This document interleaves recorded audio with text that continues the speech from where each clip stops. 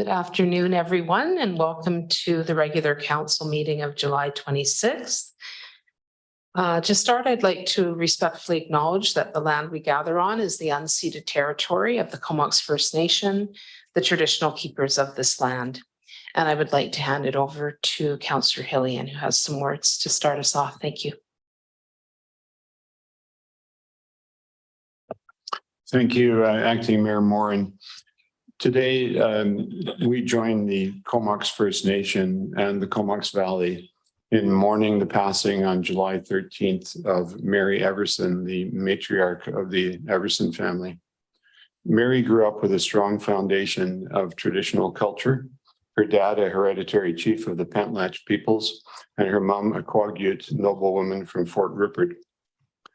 She was taught to be proud of her heritage, carrying with pride traditional names including Uma and Tlalilila Ogwa, attending the first public potlatch after the anti-potlatch law ended, and watching her father raise totem poles at Lewis Park. When her own mother passed away, Mary took on her mother's prestigious name, Umagalis, princess all around. She was renowned as a knowledge keeper and a master of the old ways of finding genealogy connections and bringing people together. Mary and her husband Wayne, who sadly passed away in April, were well known as caregivers, raising their own large family and taking in over 60 foster children during a 44-year span. Mary was a fixture in the local community and beyond, serving as a board member at the Courtney Museum, the Aboriginal Women's Council of BC and Yukon, and the BC Native Court Workers. She was also a founder of the Upper Island Women of Native Ancestry and the Kamugwe Cultural Society, and regularly taught at Elder College, also spreading her teachings at workshops in the Big House and elsewhere. Mary's guidance and inspiration supported the growth of her numerous grandchildren, great-grandchildren, and extended family members to become artists, hunters, fishers, guardians, and language teachers. On behalf of the city and our residents, we extend our heartfelt condolences to Mary's family, her friends, and her nation. Thank you. Thank you, Councillor Hillian. And next we have Councillor Jolicoeur, who's online today, who also has an announcement. Thank you. Thanks, Acting Mayor. On August 26th, the Comox Valley will celebrate its first ever Pride Parade and Pride in the Park event, co-hosted by Queer Culture and the Comox Valley Pride Society. Pride in the Park is a free, family-friendly event that includes music and entertainment, food, vendors, and a kids zone. And the Pride Parade begins at 12 p.m. at the intersection of 5th Street and Fitzgerald Avenue, and will end at Sims Park, where the festivities continue for Pride in the Park until 5 p.m. I'm extending the invitation to all community members to bring out your family and your friends to come celebrate queer culture in the Comox Valley. Thank you. Great, thank you, Councillor Jolicoeur. The next item is actually an introduction of a late item, which was mentioned as a possibility. And if there are no objections, just requesting that Council add 5.2, request for letter of support, Immigrant Welcome Center to the agenda. Seeing no objections, we'll add that. Thank you. Okay, the next item is adoption of minutes, the regular council minutes for July 12th. Moved by Hillian, seconded by Frisch. Any discussion? Seeing none, all in favor? That's unanimous and that's carried. Thank you. The next item is the public hearing minutes from July 19th, 2023.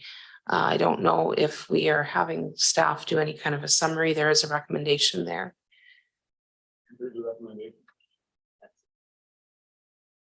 Hillian and McCollum. And we do have Councillor Hillian, were you wanting to speak to this? Great, thank you. Thanks, Mayor. I wonder if staff might speak to how public hearing minutes are actually compiled. Just to clarify the intent, I think sometimes people may be worried that if they don't see their comments in the minutes word for word, that somehow the comments weren't digested by council. So I think it might be helpful if staff could make any comments clarifying the approach to the recording of such minutes and their reprinting in the agenda. Okay, Madam Clerk, go ahead. Thanks. I'd be happy to comment on that. So for public hearing minutes, we do summary minutes rather than verbatim minutes. If we did verbatim minutes, it would be very long and probably difficult to parse. So what we try to do is listen to what the speakers are saying and summarize those. So often that will be the speaker's concerns included traffic, privacy, shade, and as long as we're covering the general idea of what they're concerned about, we would consider that to be a summary of their comments. That doesn't mean that there aren't staff members who are taking very careful note of what those are, or members of the public. And often they have already corresponded with people about those or will continue to correspond with them about their concerns. The purpose of the public hearing minutes is basically just to have a general idea of what people are concerned about, enough that if a member of council or a member of the public was not at the public hearing, they would have a sense of what the general concerns were. Thanks for that. And I might add that I think council members generally take their own notes as well, so that they have a sense of what the intent of the speaker may be, and can reference that and comment on it if they feel so moved when the matter comes for decision. So thanks. Great, thank you. And Councillor Frisch. Yeah, thanks, Acting Mayor. I just felt it important also to point out that members of the public who feel that the notes don't sufficiently capture their comments can always write them out themselves and submit them as part of our official documentation. So that opportunity is there as well. Great, thank you. Okay, any other comments or discussion? Seeing none, all in favor of the recommendation? Anyone opposed? That's carried, thank you. The next item is on to staff reports, and we have Recreation, Culture and Community Services, specifically the Courtenay and District Memorial Outdoor Pool free public admission pilot. Okay, turning it over to staff. Thank you, Acting Mayor. We have Kathy Collins is going to introduce this report on behalf of the Recreation, Culture and Community Services Group. Hi, Kathy, go ahead. Thank you. Hi, thank you. Through the city manager to acting mayor and council, the purpose of the staff report is to seek council's approval to proceed with offering free public swim admissions to the Courtenay and District Memorial Outdoor Pool as a pilot program for the remainder of the 2023 operating season beginning August 8th. The draft Comox Valley Aquatic Needs Strategy, which was presented to council in January of this year, identified both the community and the individual benefits public pools provide. Some of these benefits included water safety and drowning prevention, opportunities for social connection, health and fitness, rehabilitation and skill development, and recreation and leisure. Especially unique to outdoor pools, wading pools, and spray parks is the unique activities that are provided in water introduction for toddlers and young children. Outdoor pools also provide respite from the summer heat and provides a safe alternative to non-lifeguarded swimming in natural waterways. Of the outdoor pools aquatic offerings, recreation swimming has the fewest barriers to participation, appeals to the broadest cross-section of the public, and is often a user's introduction to aquatic services. And it is for those reasons that recreational swimming should be considered an essential aquatic service. It is also because of these unique benefits provided to the community as the social value outdoor pools offer as low barrier gathering places that some cities across Canada are now providing free public admissions to their outdoor pools. Because of the social and community benefits provided by the outdoor pool and the actions of other municipalities offering free admissions, staff are seeking approval to pilot offering free public admissions to all ages at the Courtenay and District Memorial Outdoor Pool beginning August 8th until September 1st of 2023 in the following aquatic offerings. open swim, family swim, adapted swim, and length swim, including both early and evening lanes. Participants would continue to pay for admissions to aquatic programs where an instructor or additional staffing is required to deliver programs and or other additional costs are incurred. So these would include things like aquafit and both group and private lessons. All the rentals and bookings will still be required to pay appropriate fees and charges, including birthday parties, private or swim club rentals, and other bookings. The impact of the reduced revenues will likely be absorbed by the Recreation, Culture, and Community Services Department budget, as historically this budget has produced a surplus at year end. However, if the Recreation, Culture, and Community Services operating budget has revenue shortfalls resulting from the pilot program, staff are recommending the use of gaming funds to balance the outdoor pool operating budget. If approved, the staff will prepare communication materials to ensure the public is aware of the pilot program and what aquatic services it applies to. These materials will also highlight quieter times for the public to attend. Staff would continue to track attendance throughout the pilot and then would report back to council in the fall. Thank you. Great, thank you very much, Kathy. Okay, we've got a light on here. Councillor Frisch. Yeah, thanks again. I was really pleased to see this report, and I believe it's an initiative from staff. I don't remember council having identified it, but it certainly falls under our interest in seeing more activities supported for the community at low or no cost. And so I'm really happy to support this. I'd be willing to move the motion if that's acceptable at this time. So I'll move that council direct staff to implement a pilot program offering free public admission at the Courtney District Memorial Outdoor Pool from August 8th, 2023 to September 1st, 2023, and that staff report back in the fall on the results of the pilot program. Second. Okay, seconded by Councillor Jolicoeur. Yeah, and I see that you have your hand up, Councillor Jolicoeur, so go ahead. Thanks. Yeah, thanks, Acting Mayor, and thanks to staff. Also very pleased to see this in full support. I think it really aligns with our priorities around equity and supporting newcomers and individuals who might be experiencing financial hardship, while also supporting people in the coming days and weeks with the impacts of extreme heat likely to occur in our community. I guess I have a technical question. It was mentioned right at the end of the staff report in terms of the revenue shortfall. Is the recommended gaming grant fund coming out of the discretionary council fund for gaming grant, or if staff can speak to that? And then I guess my second question is, in the staff report, it speaks to the actuals for last year being 65,795 with an annual operating budget projecting at 31. And so it kind of reads as though we're pretty sure that we're doing well. Do we have any actuals for this year as of yet to know where we're at with revenue? We'll just turn it over to our city manager. Thank you. Through the acting mayor to Councillor Jolicoeur, your first question. The game, well, as envisioned, it would be to use the discretionary funds from our gaming because the other amounts have been allocated per our budget process. The second side, in terms of actuals, perhaps Kathy can speak to this. We've only been open for a limited amount of time so far. We have had some technical issues related to some of the infrastructure, which has limited the opening. So with respect to being crystal clear on the actuals at this point, I don't know, Kathy, would you be able to speak to that, or is it a little bit too early for that? Through the city manager to acting mayor and council, I don't have the actuals in front of me right now. And as you said, admissions are greatly impacted by technical as well as weather.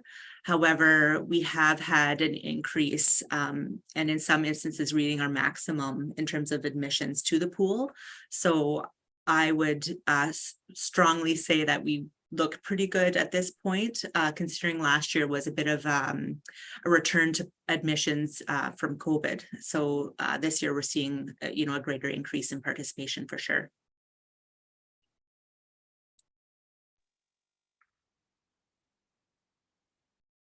Thank you. It's to add through the acting mayor, we can provide some additional information to council offline.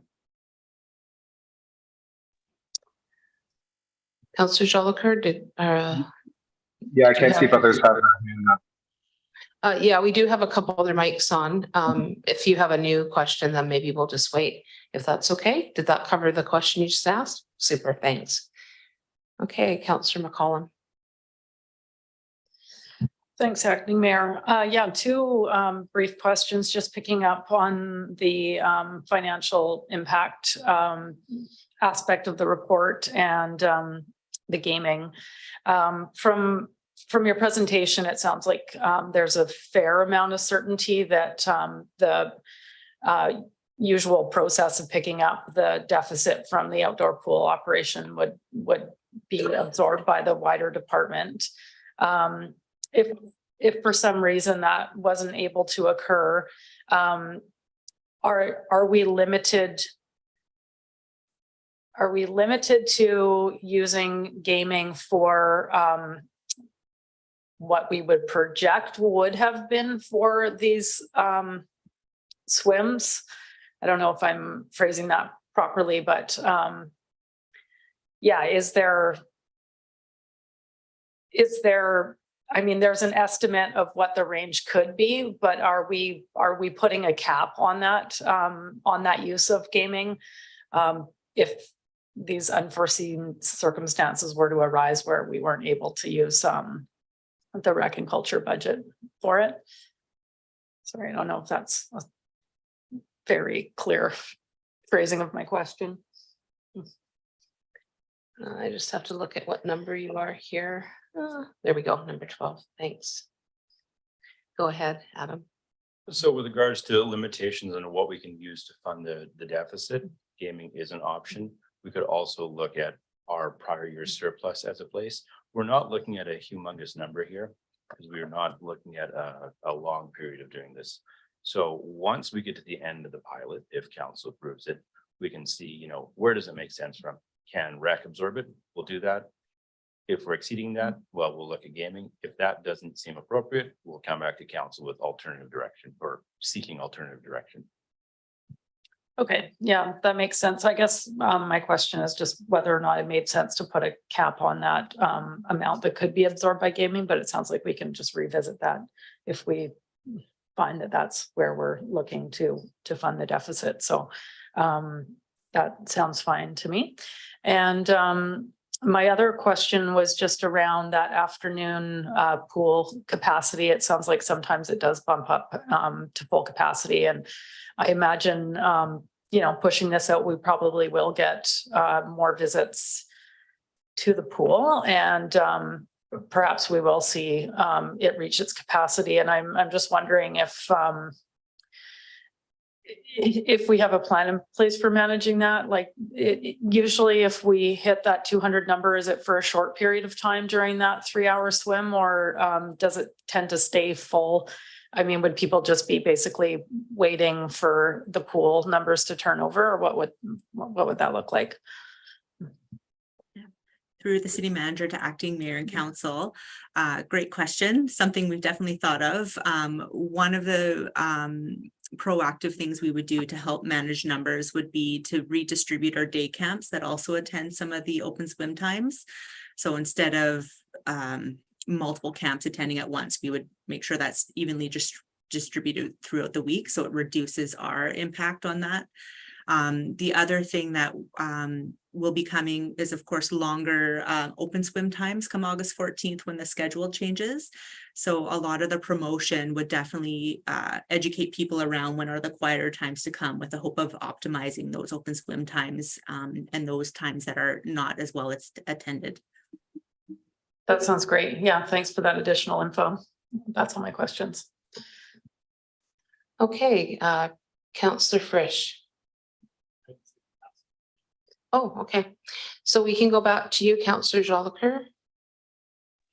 Thanks, Dr. Mayor. And yeah, just one more question about finances that I had in reading the staff report in the options that for those citizens who've already excitedly gone passes and punch cards, you've offered a few different options credit or prorating refund. I guess in the calculation that's provided here in terms of the loss in revenue, have we also considered, or is it negligible, the costs related to large scale refunds from our POS provider vendor? Through the city manager to acting mayor and council, we did take a look at number of memberships and punch cards purchased to date, as well as the use of the punch cards.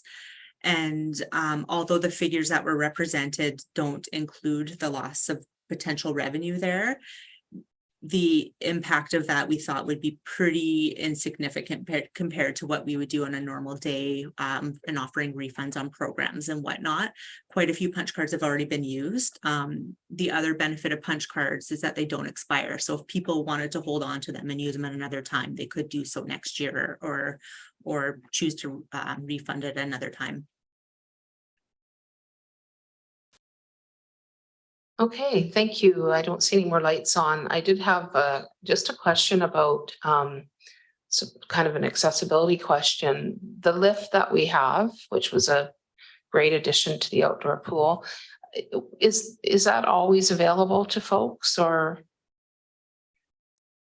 Through the city manager to acting mayor and council, great question. It is absolutely available to people at all times. That's great. So yeah, that's something, a more specific piece kind of within the rationale for improving kind of accessibility is having that feature there for folks. So seeing no other lights on, we do have the recommendation on the floor, and all in favor? No one opposed, so that's carried unanimously. Thanks so much. Okay, we're on to external reports and correspondence, and the first item is lost cat signs. Debbie Lister. Oh, hello. And we'll go to Councillor Frisch. I thought I'd just start by moving the recommendation, and that's that council uphold the park control bylaw number 1664 and not allow the placement of any signs within the limits of a park. That staff work with Debbie Lister to approve the placement of lost cat signs using the sign permit process as outlined in the traffic regulation bylaw number 1926/1996 to allow for the installation of an approved signs within the road allowance at the entrance to Condensatory Park, and that the sign permit expiration date be extended from 30 days to 120 days. Okay, moved and seconded. Any discussion? Was there any staff input on this one, or no? Okay.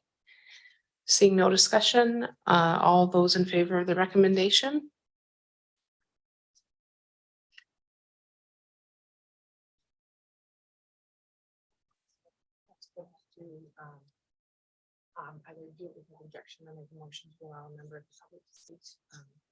Right. So there's a couple ways that we can allow a member of the public to speak, and that's if there's no objections, we could have Debbie come up and ask her question. Okay, go ahead. You can go to this mic over here and you just turn it on, and then I activate it for you.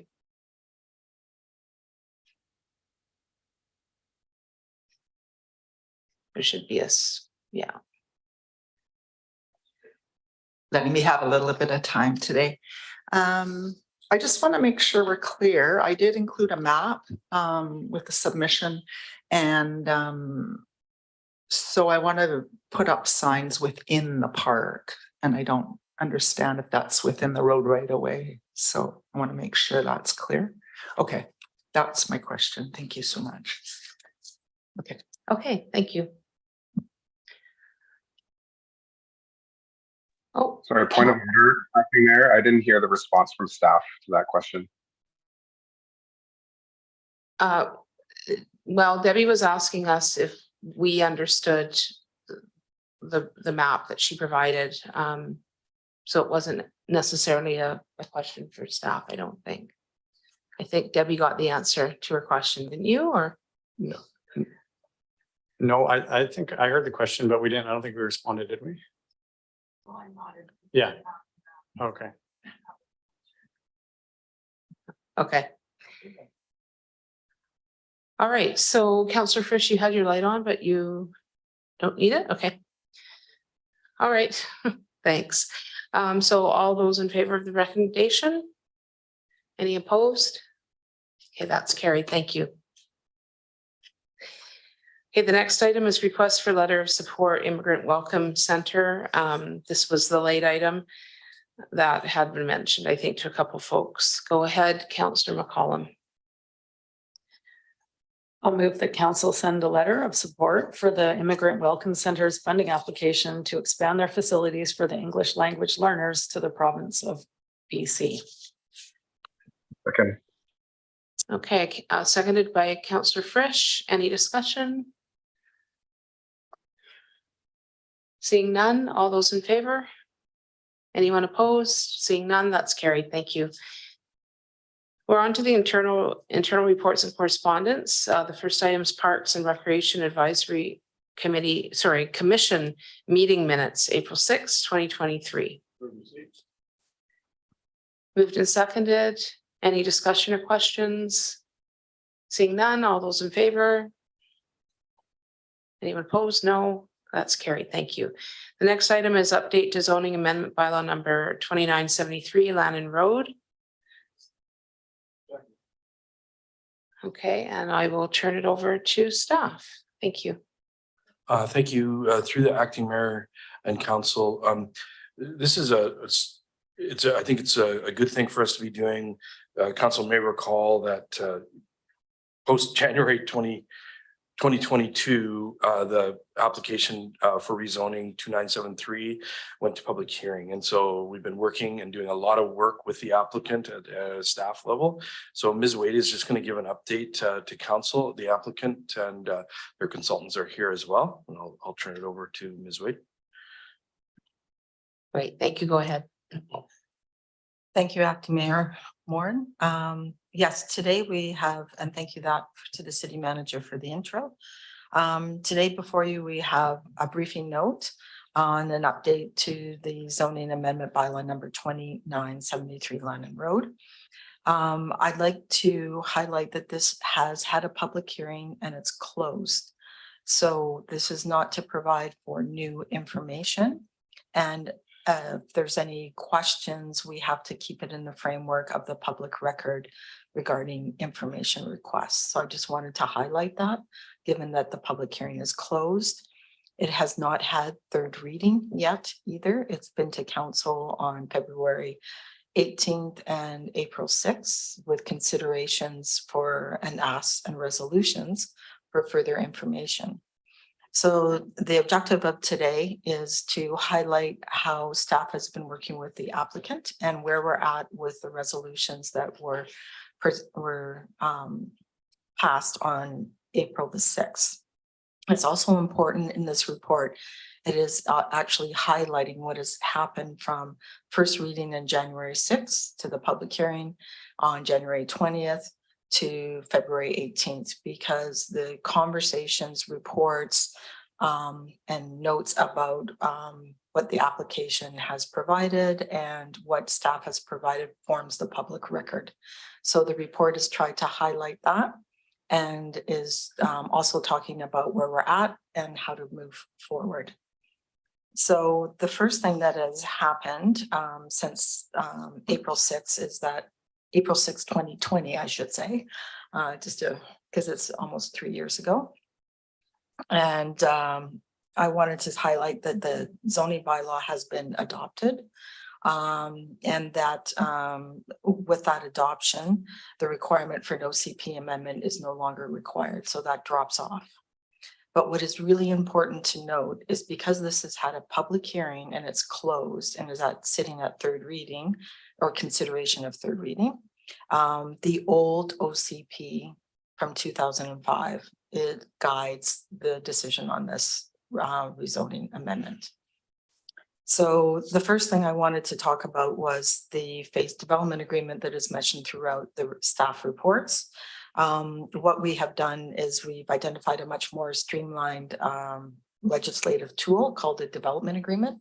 which will be registered against title as a section 219 covenant. Within it, it'll have a outlining the phases of development, and with each phase, it'll have requirements that the applicant is required to meet prior to going through with construction. Once they've met their obligations, that 219 covenant would be removed, and we'd move on to the next phase of development.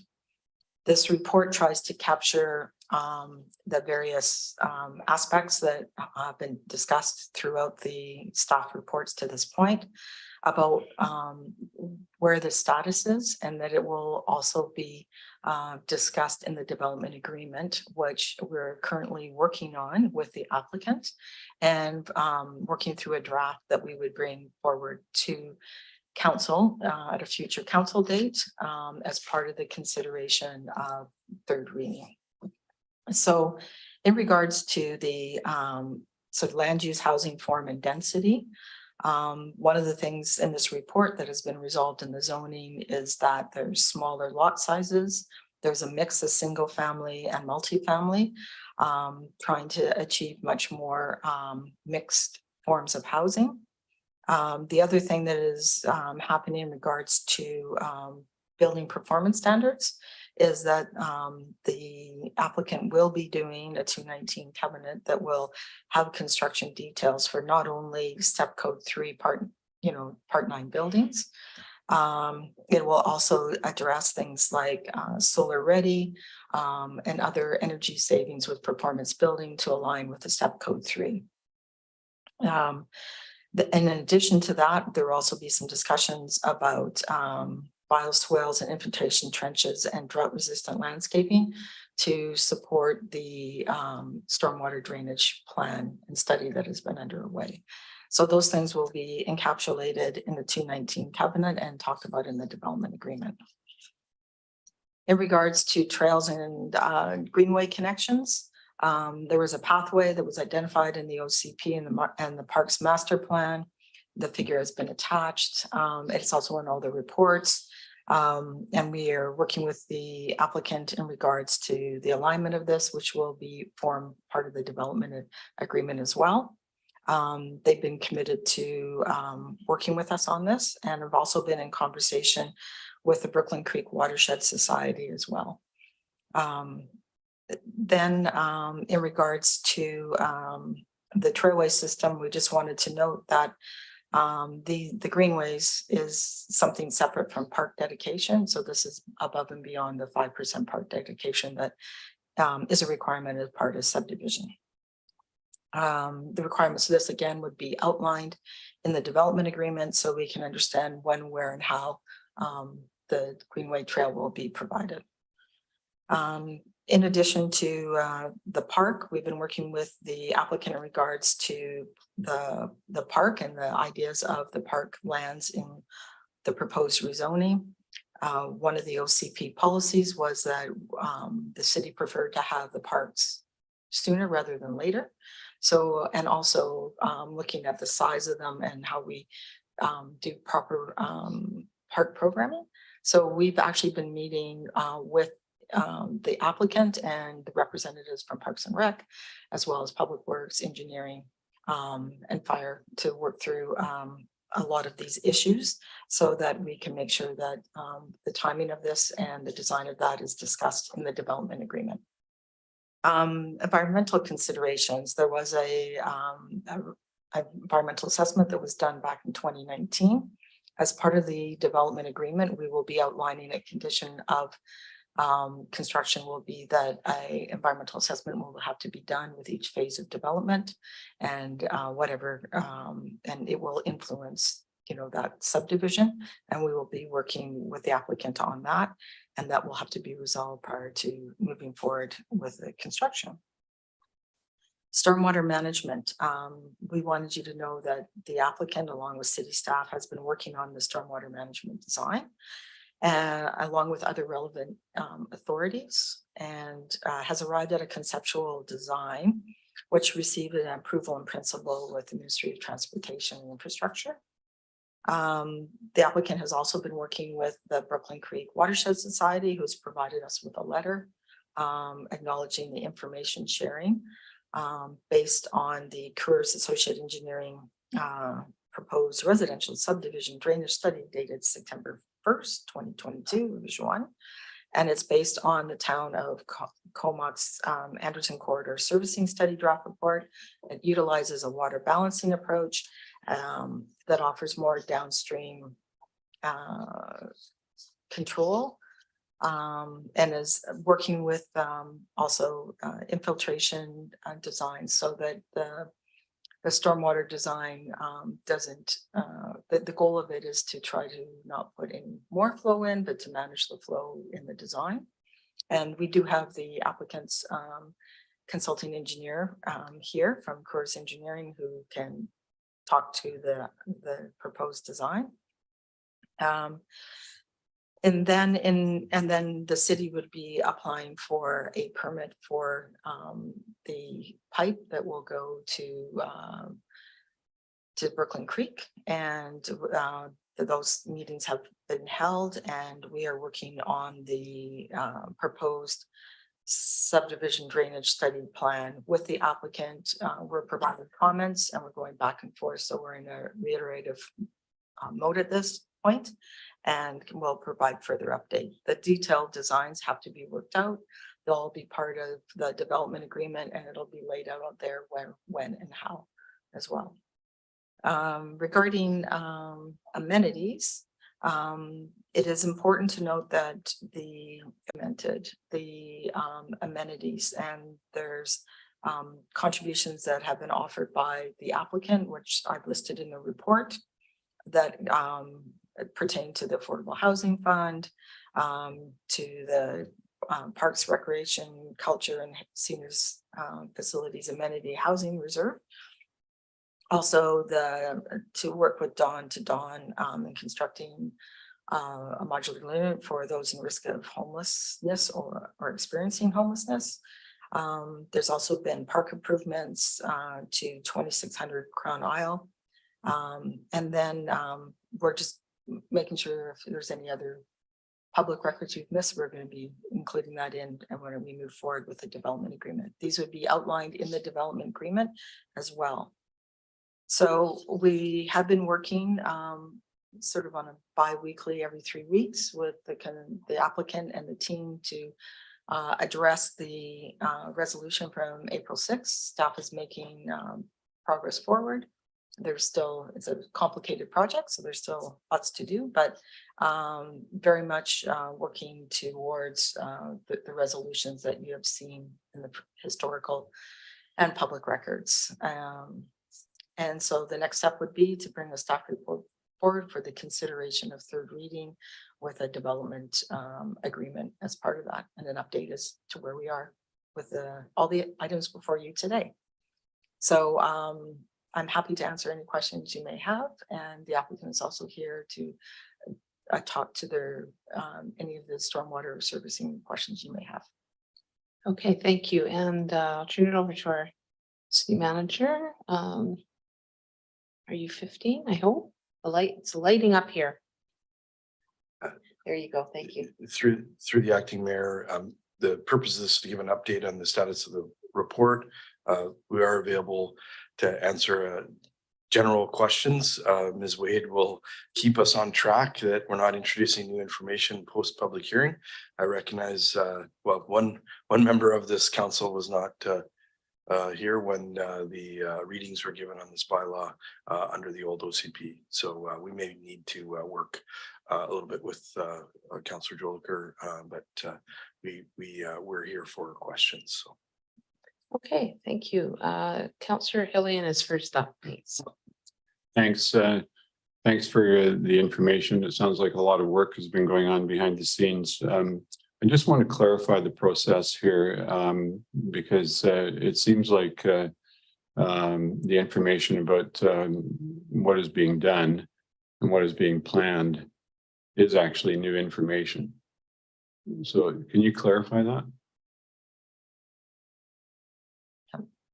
Through Acting Mayor Morin to Councillor, yes.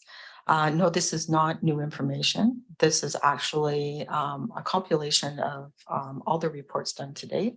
and clarification of where we're at and how we're proceeding with the requirements that were outlined in those reports and council's resolutions. So there is no new information here. Okay, so there'll be a further report coming forward, and we'll have the opportunity to ask questions at that time and vote on this. Through the acting mayor to Councillor Hillian, the idea would be that we bring forward a report for consideration of third reading. It would have the development agreement attached to it, and that you could ask questions at that time about it. The point of today is because through the city manager, there's one councillor that was not present at that time. So we've attached the old reports.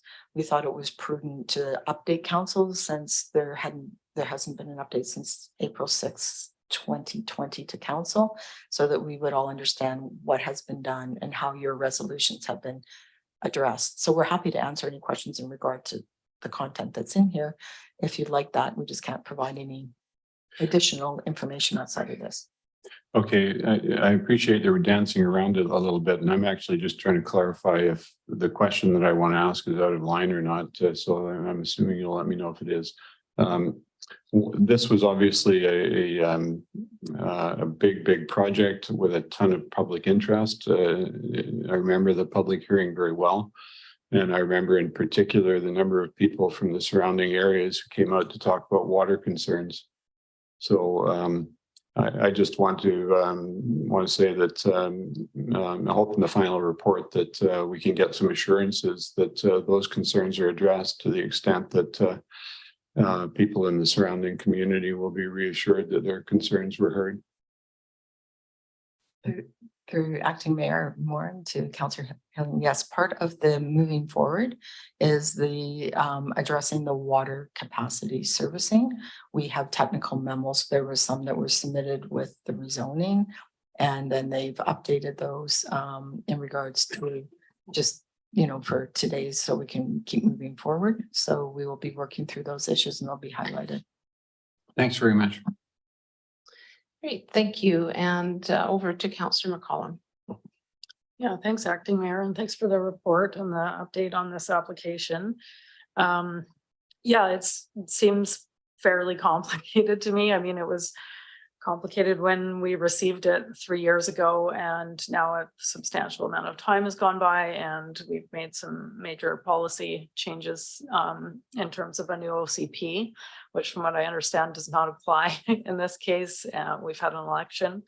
And it's just unusual for us to see something that's gone through such a protracted timeline. So I guess we'll just kind of make our way through that.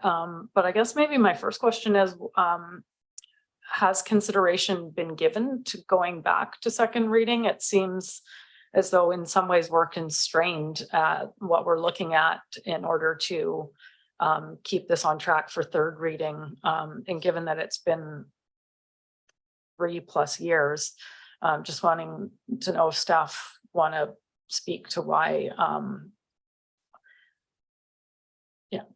why we're not considering, or maybe there is no consideration. Maybe this is just the process that we go through, and that's based on our previous direction to staff. I'm not completely clear on it. Okay. Thank you. Through the acting mayor to council generally, that's exactly why we're here. Council considered the matter, gave direction. The applicant has gone away and done a considerable amount of work. Our staff has then worked very closely with them. So Councillor Hillian asked the question previously, if people have been heard, council heard them, gave direction, and that's where we're going to come back for. Ultimately, and I'm not saying this for any sort of like scariness or anything like that, ultimately council will decide whether they adopt the bylaw or not, based on the proposal in front, and staff have gone through and provided and will provide in a third reading consideration the response to council's direction. Thanks for that clarity. I guess one of my questions around these kind of two sets of policies that we now have in play, I understand Actually, I don't understand. I have many questions that I think will be answered as this process proceeds, but in terms of the amenity contribution, I mean, our new policy is fairly specific as it relates to units and type of unit and amount, or it gives clearer guidance than our 2005 policy. But then we're supposed to be referring back to the 2005 policy. And then further, it sounds as though this, and maybe I'm wrong about this, but is this more developed application for more units or just smaller lots? Same units, same number of units, I can see you nodding, same number of units, but smaller lots, therefore more open land for park or trail or what have you. Is that? Go ahead, thanks. Thanks, Acting Mayor Moore, through to Councillor McCollum. Just a point of clarification, in the original zoning, they actually proposed to do smaller lots at that time. And then they proposed to do a mix of single family and multifamily to address some of the concerns that were raised at that time as far as housing mix and the ability to have smaller lots that would also help to retain some of the open space and their conceptual layout plan of the day. So there's been no change in any of that. That's exactly what was heard at first and second reading. Okay. Okay, that's good for now. Thanks for that. Okay, and going online to Councillor Jolicoeur, go ahead. Thanks. Thanks, Acting Mayor. And thanks to staff for attaching the previous staff reports over the years. I guess a few questions. One of them as it relates to the development agreement. And so the items that are listed in the staff report, things that I'm curious about, things that I'm wondering will be in the development agreement are the numbers that are listed in the staff report as it relates to single family and multifamily and duplexes. And then staff mentioned the desire for the city to see a park amenity closer to the beginning of the development. But I'm not hearing if that's something that the proponent has agreed to or if that will be in the development agreement. I'll start with those two.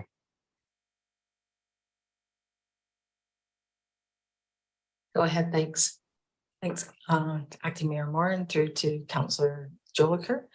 Regarding the number of units, that will be in the zoning. So that's where that is.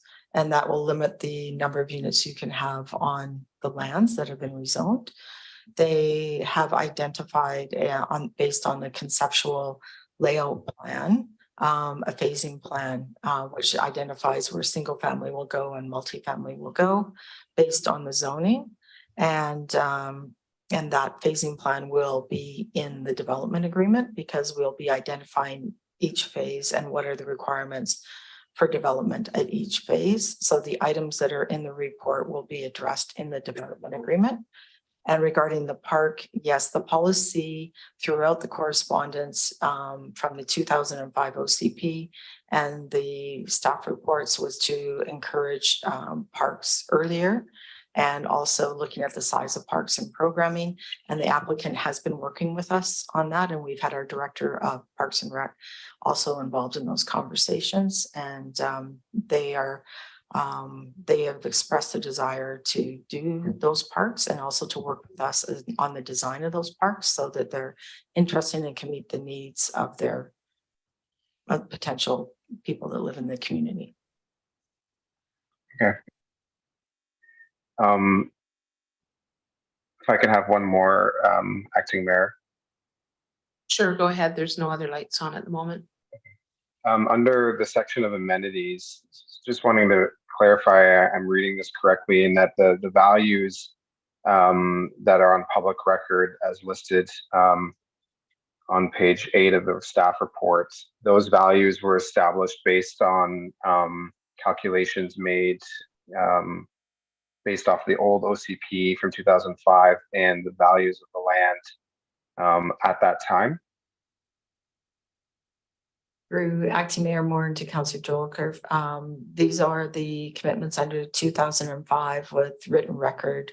And that formed the public record for first and second reading, public hearing, and then going to consideration of third reading. They are the value of land. They were based on the calculations per unit in the old OCP 2005. Okay, and has the proponent indicated any interest in revisiting that? The last paragraph there speaks to potentially contributing more. Through Councillor Acting Mayor Moore to Councillor Jolker, community amenity contributions are voluntary. What is key to this application is there was commitments made and documented in the public record, and those form the amenities at this point in time.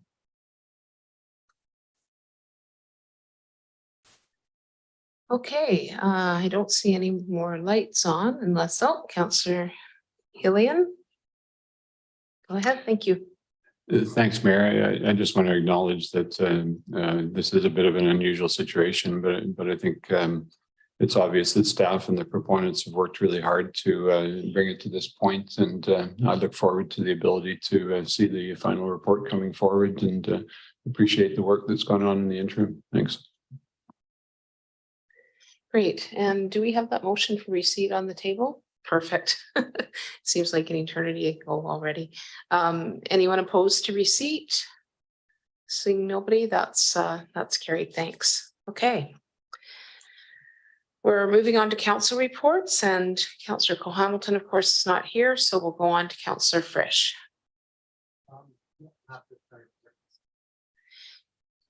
And Councillor Hillian?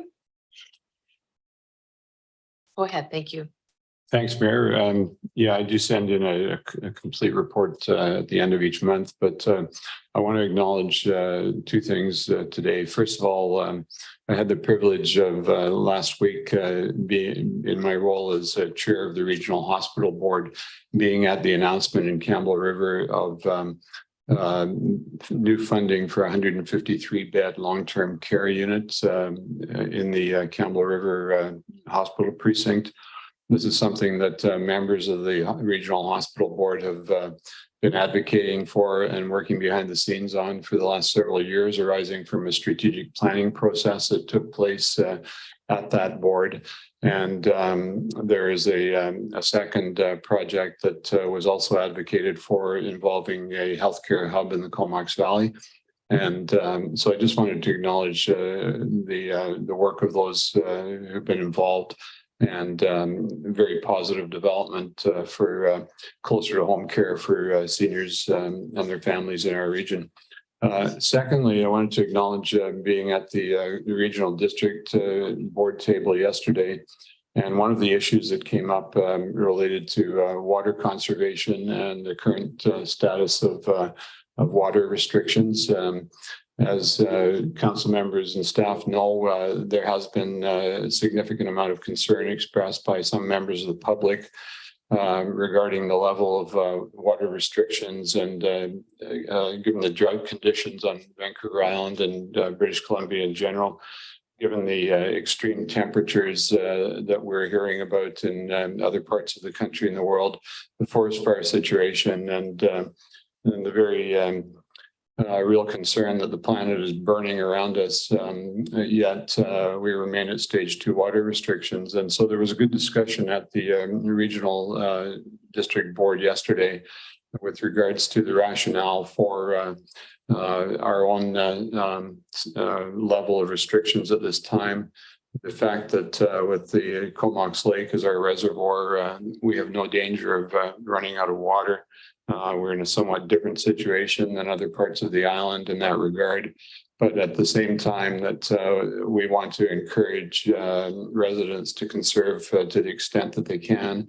And that the regional district will be, in fact, issuing some media notifications in that regard, encouraging water conservation. Also, they are ramping up some of their enforcement and monitoring activities at this time as well.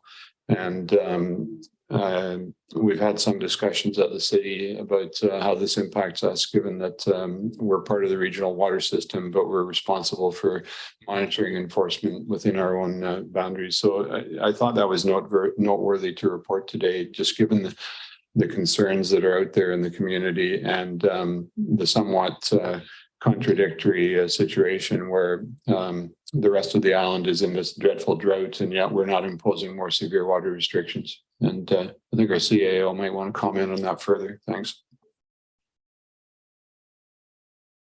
Thank you. Thank you. Through the acting mayor to council, I appreciate the opportunity, and I thank you. Wanted to give an update as Councillor Hillian referenced. The Comox Valley water system, which includes the town of Comox, the city of Courtenay, and components of all three electoral areas, continues to be at stage 2 water restrictions. Although we've had some rain this week, we continue to be in drought conditions and have received more questions about summer water use. The city undertakes water education and enforcement with a combination of seasonal educators and, if necessary, city bylaw staff.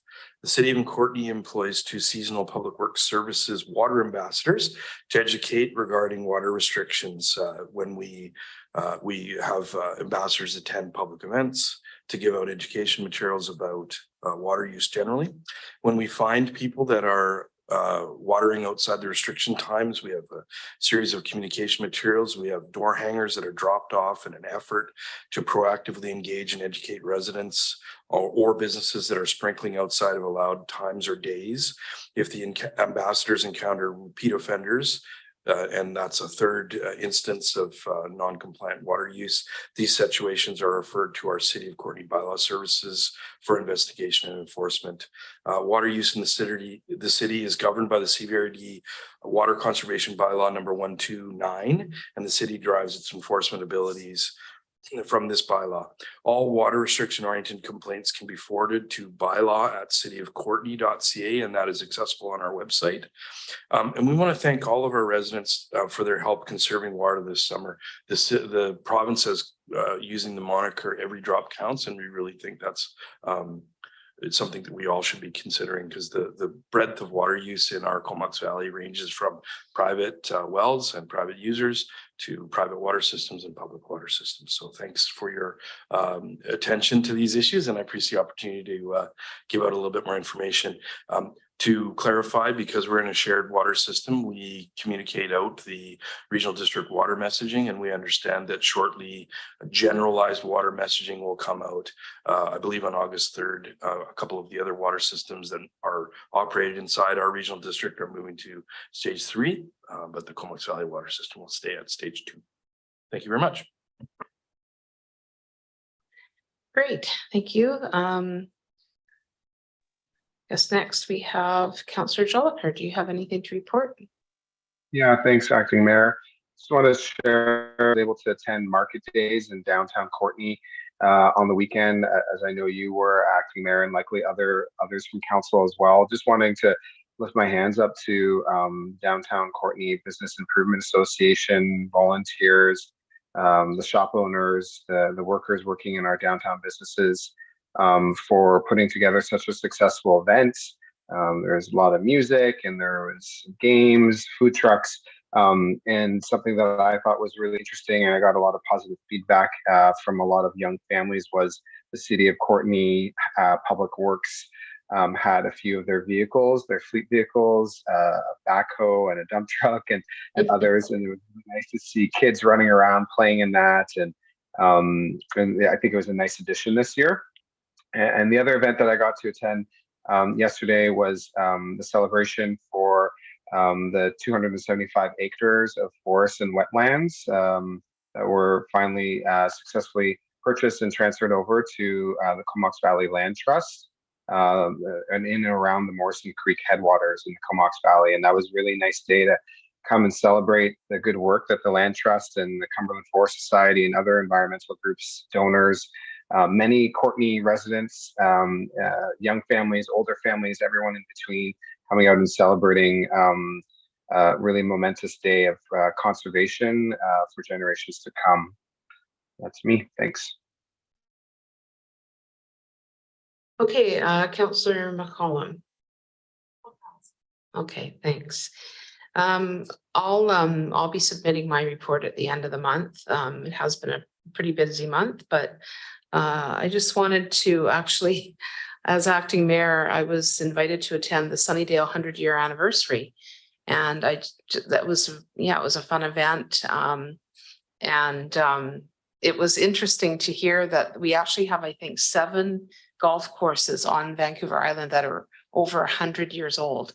So there's lots of avid golfers from many, many years ago. And it was neat to see that some of the board members, you know, had generations of family utilizing that golf course. And it was a nice day. So so that's it for me for now, because I'll just submit my report at the end of the month. So we will go on to unfinished business. We've got Don Collins, Cycling Without Age, Courtney chapter, and Councillor Hillian. Thanks, Mayor. I move that council send a letter to thank Dawn Collins for the Cycling Without Age presentation and her personal efforts, and note that while the city is unable to consider financial or in-kind contributions to an informal group, should Cycling Without Age achieve nonprofit status, Ms. Collins is encouraged to resubmit her contribution request for council's consideration. Okay, any discussion or questions? Go ahead, Councillor Hillian. Yeah, thanks, Mayor. I think all of us were suitably impressed with the idea, and certainly wanted to give Ms. Collins encouragement for what she's proposing, which is essentially the ability for elderly people to cycle with the assistance of a volunteer.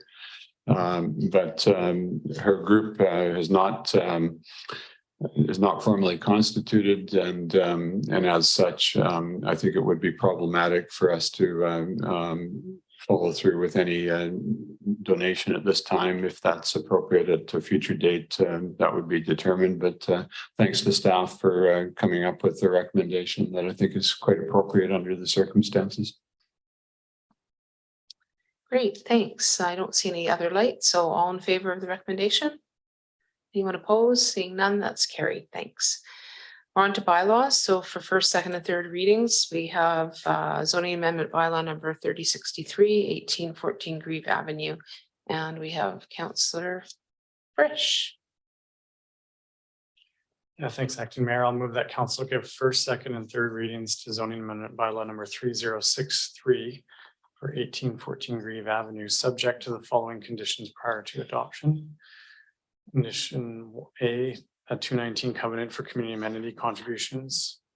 Item B, a 219 covenant to ensure a 3-meter vegetation buffer is installed along the northeast and southeast property lines.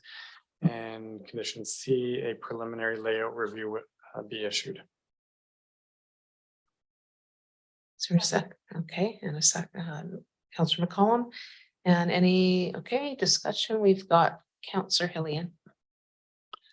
Thanks, Mayor, acting mayor.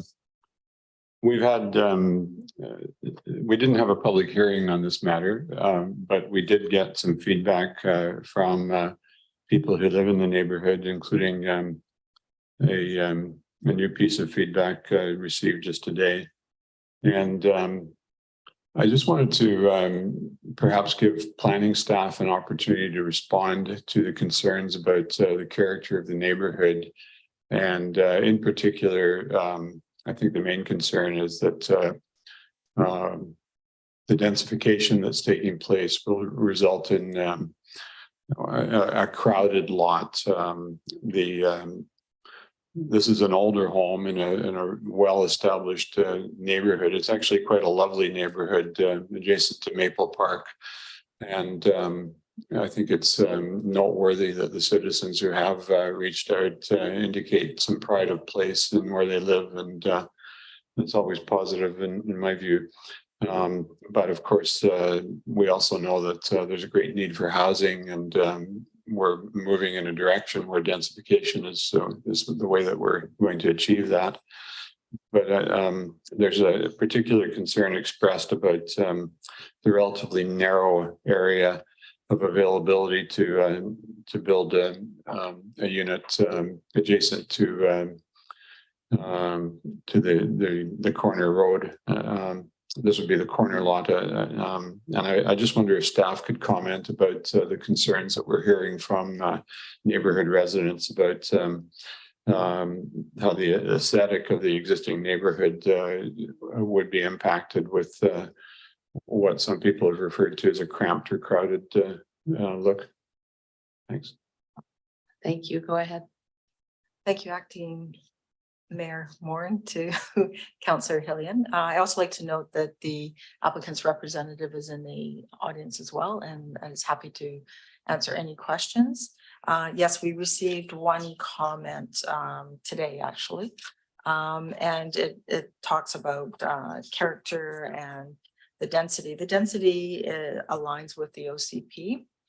The way the zoning has been written is based on single family homes that represents the character in the neighborhood.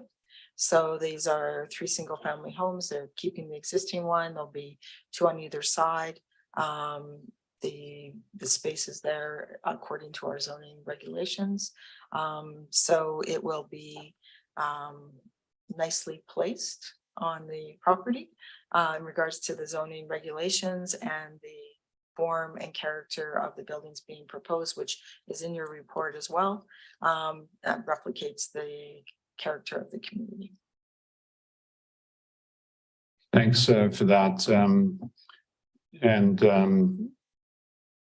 You know, I think it's safe to say that when a significant change is happening in the neighborhood, it's sometimes difficult to visualize how it will look, and concerns are expressed if there's a feeling that it's going to look significantly different.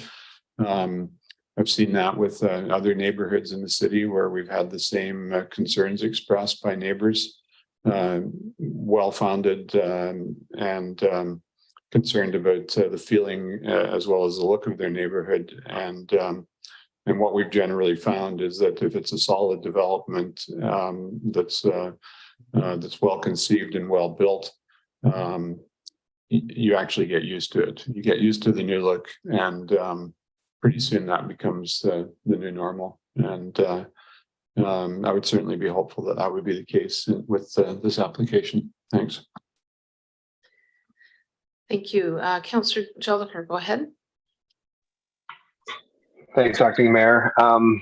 Yeah, I'm in support of option 2 in the staff report, so not the motion on the table. I'll just share a few things in addition to what I shared at first and second, or the first time this, which is that since then, in doing some research around property values in and around that neighborhood, and understanding also the costs associated to the proponent in hiring a firm to do some of this work, and understand that they're there again today. You know, we're talking about $1,000 difference between what we're asking for in the new OCP and what the proponent has been willing to voluntarily provide under the old OCP. Given that we're provided an exemption to the public hearing and that we're subdividing 1 lot into 3 lots, there will be 3 single family dwellings, significant capital gains for this proponent.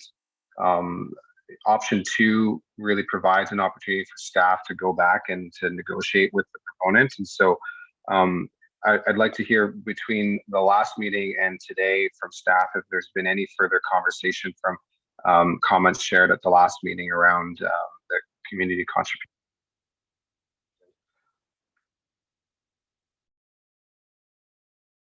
Thank you. Go ahead. Thank you, Acting Mayor Moran. There has been no further conversations since the notice was given in regards to first, second, and third reading. And the applicant's representatives here, and if they'd like to talk to the community amenity contributions, then they could do so. It's voluntary, and as we talked before, there's some history with this project, and so we're capturing what has been discussed to date and volunteered. Just as a follow-up, Mayor, if that's possible, Mhm. Acting Mayor. Yes, So in option 2, staff layout and an opportunity to go back to the proponent. Can you highlight?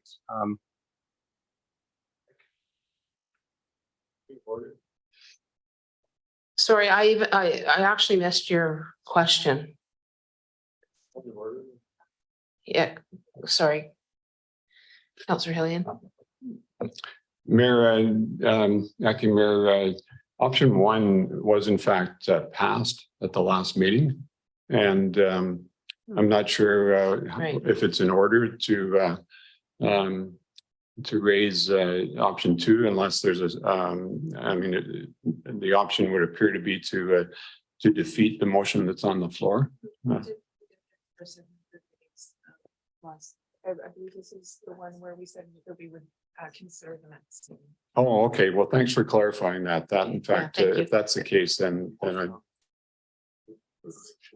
Yeah, the motion on the floor is what's in our agenda, correct? That we give first, second, and third readings. Yeah, okay. thanks. Thank you.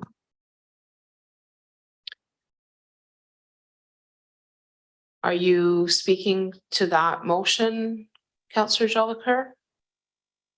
Sorry, did you hear my last question? I actually didn't hear your last question, no.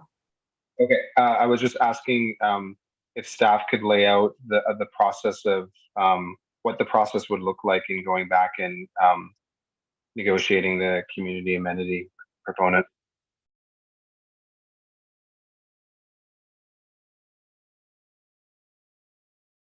Thank you, Mary Ann. Go ahead.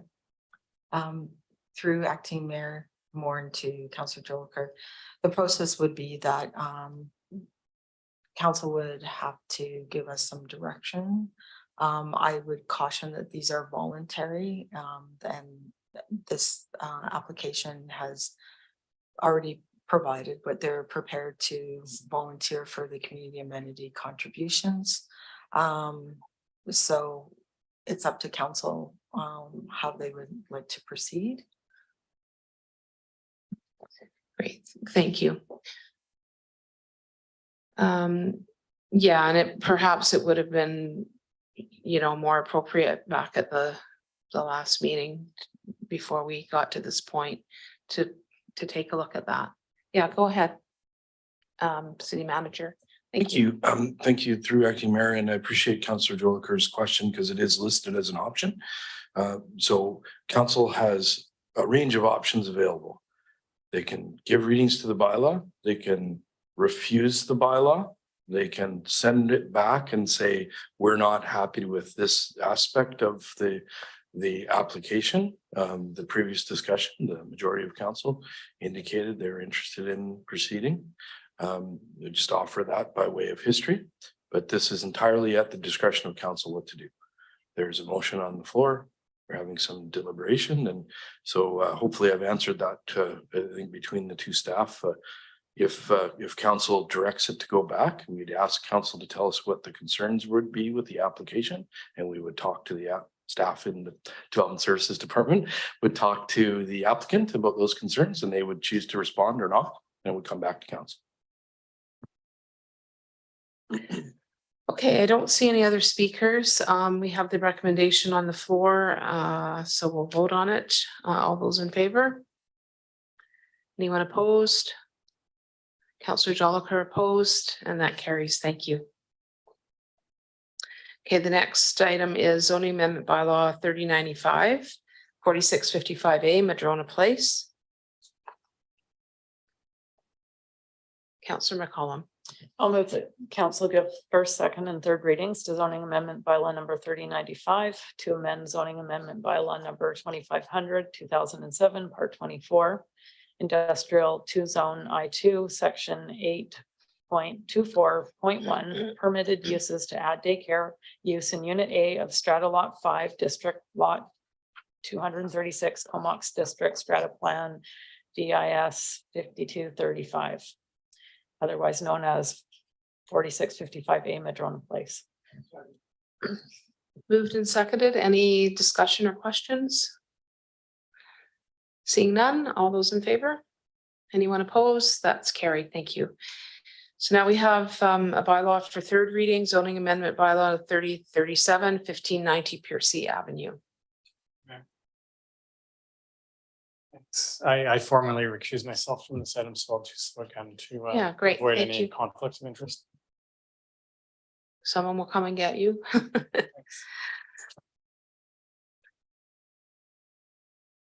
Councillor McCollum.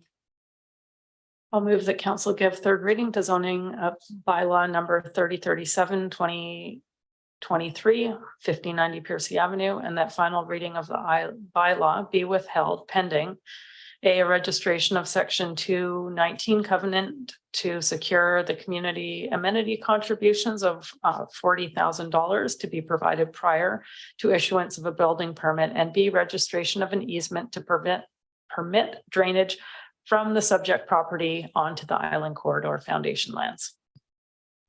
Second. Okay, seconded by Councillor Hillian. Any discussion or questions? Councillor Hillian. Thank you, Acting Mayor. So we did have a public hearing 2 weeks ago on this. I think it was it was last week, or was it this week? All right, thanks for reorienting me to the calendar. Although the public hearing was didn't have a particularly heavy attendance, there were some issues raised that some of which were pertinent to this development, and some of which were sort of more general in nature. One of the concerns that was heard, we've heard before, and it relates to what is considered affordable housing or housing affordability. And you know, the request by one of our presenters was, why don't we, when someone makes a presentation like this and wants to build new housing, why don't we get some sort of business plan that indicates what the rent's going to be and how the rents are going to be affordable? Staff have responded in the report before us, speaking to the fact that there's a mix of housing here, represents the missing middle to some extent. But I just wanted to ask if staff could comment on that basic premise as to why we don't build that into our process in terms of the jurisdiction that we have or otherwise.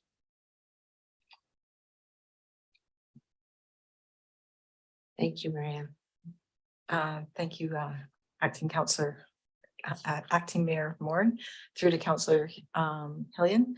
Thank you for that question. And staff is working on the various aspects about housing agreements, when they can be taken, the type of housing, and normally those are taken with a rezoning that has substantial density increase. And then we've been working on those, and I think you've seen one or two, but as we go through, we know that we have more that are coming forward. And it'll also be, we're getting the housing agreements and dealing with, you know, the rental housing and working through how you do the rents and things like that. It's definitely in progress. So yeah, I think you'll see more and more of that as we move forward with the higher densities. Thanks for that. Two other points. There was a concern expressed about the time frame between when this originally came to the community, which I believe was 2 years ago. Do we have any policy that and this may be relevant to the last matter that was on our agenda tonight.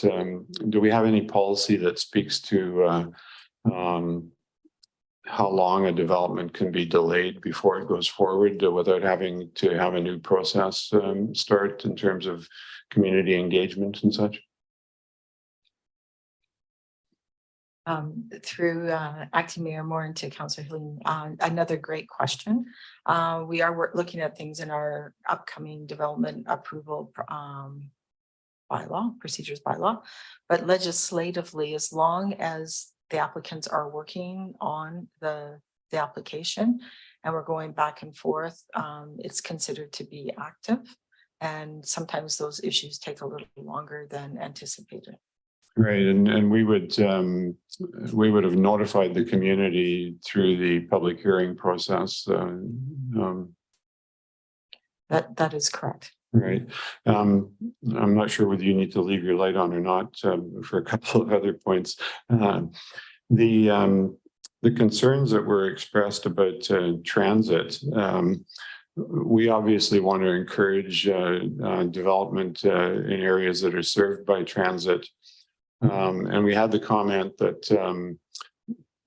transit is a challenge in terms of the frequency and the distance and things like that. Do we have a vehicle whereby we can relay those types of concerns to BC Transit when they come up in this context, or is that not something that we would worry about? We'd leave that to our politicians who sit on the regional board and have impact there. Through the acting mayor, more into Councillor Heron, another good question. And I think the city manager probably is a little more a little more background than me, the newbie, on this matter. Thank you. Through the acting mayor, Councillor Hillian, we have part of the staff group that works with the Comox Valley Transit System and keep track of these issues. The Transit Future Plan, talks about increasing those items. This is in relatively good area to access transit, et cetera. I would offer that this is a change in density in an area. Many times people have conversations around a number of things related to density, whether they are very important to that person. I wouldn't suggest they weren't, but council is going to find itself as we implement this official community plan with significant changes in neighborhoods when we need to move the dial to accommodate the number of units that our OCP requires. We now have the province asking us for housing targets and deliverabilities. So this is going to be something that as a community we're going to have to absorb, be conscious of. And I think through the communications work that we're doing, we're going to hear from the community about how they want to hear about things. So anyways, I don't want to belabor the point, but this is going to be big change happening throughout our community, and we're going to hear this for a long time. Thanks. And acting mayor, I do have a couple of other points if no one else, but maybe I'll pass it over to.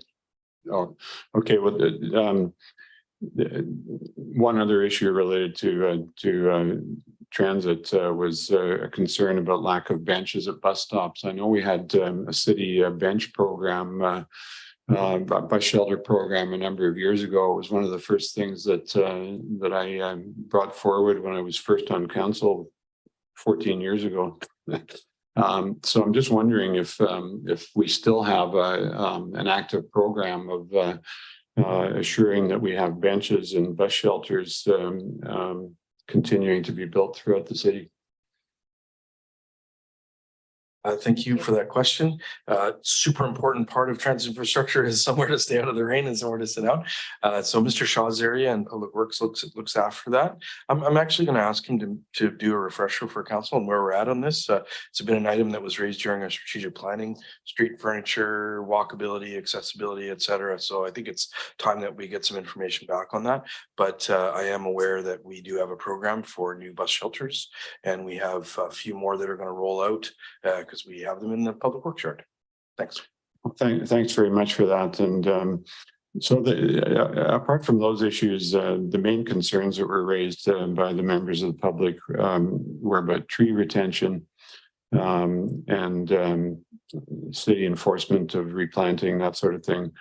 Concerns about where the garbage enclosure was set up, and the issue of water, or the fence was an issue, and the issue of water restrictions. And I think all of those things have been satisfactorily answered by staff in the report that's on file. I did just want to highlight and give staff an opportunity to speak to the water issue, given that we've also discussed that earlier today, because it comes up a number of times when we have new development where people express concern about why are we building more homes with more people using services when we have water restrictions. And I think that somehow the understanding is that we can't service the properties that we have.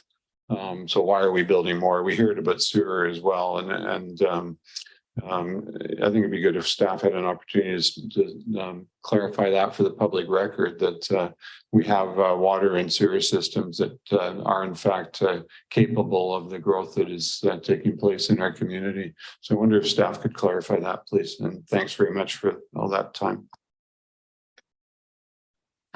Thank you, Acting Mayor Moore, through to Councillor Hillian. Yes, a good point. There's a difference between conservation when we're under the conditions that we are versus the capacity of development. All developments have capacity modeling. We have a good supply of water. And if there's any issues in regards with the infrastructure that we need, say upsizing a pipe, then that would be looked at, and offsite conditions that would be required for the developer to build to support whatever the demand may be. But yes, there's definitely a distinction between conservation when we're in times like this versus the water capacity we do have. Great. And Councillor McCollum. Yeah, thank you. I just wanted to take a minute to address some of the comments that we heard around the density and traffic impacts of this particular development. And I just wanted to make a pitch for maybe zooming out and taking in the whole picture when we're looking at these types of developments, which is something that our CAO was also describing, that the type of development that leads to increased traffic impacts is not when we do small incremental density increases close to the downtown. It's when we are looking at developments that develop greenfield on the edge of town, where all the residents are then committed to driving and they drive through the community. If we are going to manage growth in our city, the best way that we can do that with the least amount of impact on the traffic on our roads is to support development close to downtown. And this development is just a few hundred meters from downtown. And then the comments around that it's that the transit is inadequate in the area. Well, the only way that transit services can be supported and improved is with more people living in and around transit. So there will never be a good transit system with great rider usage and service in an area that is blanketed with single family homes. You just don't have enough people using the service. So if we want to see improvements to transit service in this area, we need to keep supporting development that looks like this. So I would push back on both the concern around traffic. Traffic doesn't just stay near the two intersections closest to your house. It's all over our community, and Cumberland Road is a thoroughfare up to Cumberland, and it has had a lot of increase in traffic. Cumberland is one of the fastest growing communities on the island. So when we're looking at new development and density, we need to think about the whole picture and not just the street, although of course that is a worthy consideration, but it's not the only one. So just wanted to speak to that. Thanks. Thank you, Councillor McCollum. I think you made some good points, good summary there. The rationale behind these decisions and the direction we're going in. Councillor Hillian. Thanks, Acting Mayor. Just a final comment. There was a question that was raised about who the developer was, and because I know that sometimes there's a concern expressed about developers somehow being people from out of town who are just interested in profit. I just want to note that I'm aware that the company involved is local. I've seen a development that they've done in the neighborhood that I live in. And, I think that we want to support local builders and people who live here who do good work and have a demonstrated concern for building the housing that we need and doing it in a way that that is quality and that fits in with existing neighborhoods. And I'm hopeful that that's what we have in this particular case. Thank you. Thanks so much. Okay, we have no other lights on, no other speakers lined up. So we'll move on to voting on the recommendation. All those in favor? Anyone opposed? Seeing none, that's carried. Thanks so much. We will bring Councillor Frisch back into the meeting.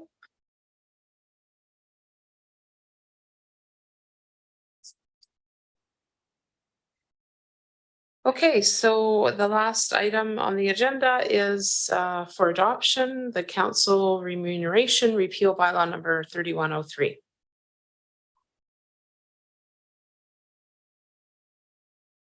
Councillor McCollum. I'll move that council adopt council remuneration repeal bylaw number 3103. Second. Okay, seconded by Frisch. And any further discussion? Councillor Hellion. Thanks, Acting Mayor. I voted against this at earlier meetings primarily because although I support the concept, I felt the timing was poor in relation to the city having imposed the largest tax increase in recent years. But I appreciate that it's come to this stage, and I think I made my point in the original discussion. So I'm prepared to support the resolution going forward tonight, given that there's a number of features in it that don't take place immediately, and I think overall it's consistent with what we want to see in terms of providing reasonable remuneration for people who step forward for these roles in the community. Thanks. Okay, thank you. Any further comments? Seeing none, all those in favor? Anyone opposed? Seeing none, that's carried. Thanks so much. And we have one last item, and that is. Great, thank you. We're adjourned. Council, we're adjourned, but you're going to.